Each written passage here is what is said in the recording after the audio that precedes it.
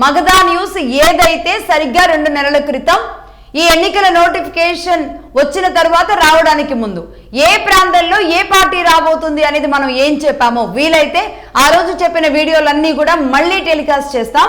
ఖచ్చితంగా మా team, under ground team, national politics అంటే ఇంటర్నేషనల్ పాలిటిక్స్ విషయంలో, జియో పాలిటిక్స్ విషయంలో ఏం జరుగుతుందో ప్రెడిక్ట్ చేయగల సామర్థ్యం ఉన్న మగధా టీం చెప్పిన వ్యాఖ్యలే, మగధా చెప్పిన మాటలే నిజమైనాయి.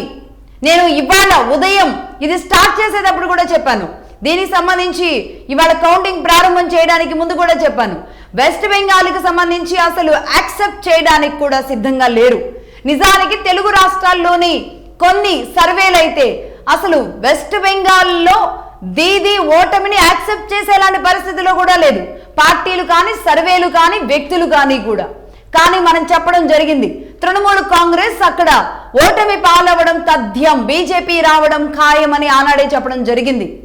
అలాగే తమిళనాడు కూడా ఖచ్చితంగా విజయ్ సీఎం అయ్యే అవకాశాలు ఉంటాయి అని సరిగ్గా 4 నెలల క్రితం వీలైతే మగధా న్యూస్ లో ఆ వీడియో కూడా చూడొచ్చు, అది కూడా చెప్పడం జరిగింది. అస్సాం కన్ఫామ్, అది అందరికీ తెలిసిందే. పుదుచ్చేరి కూడా కన్ఫామ్, అది అందరికీ తెలిసిందే. కేరళలో యూడిఎఫ్ రాబోతుంది ఈసారి అని కూడా మగధా న్యూస్ చెప్పడం జరిగింది.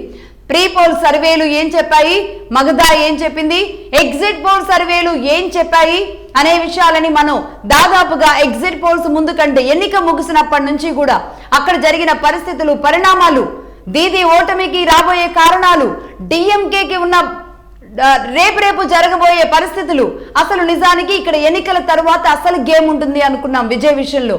బట్ ఆ ఒక్క విషయం, కానీ విజయ్ మాత్రం ఖచ్చితంగా ప్రభావం చూపిస్తాడు అనేది మనం డే 1 నుంచి చెబుతూనే వస్తున్నాం. కానీ సర్వేలన్నీ కేవలం 5 నుంచి 10 స్థానాలు. అంటే ఈ సర్వేలన్నీ కూడా ఒక రకంగా ఈ ప్రీ పోల్ సర్వేల పేరుతో జరిగిన ఈ సర్వే సంస్థలన్నీ కూడా ట్రాష్ అని తేలిన పరిస్థితి ఉంది.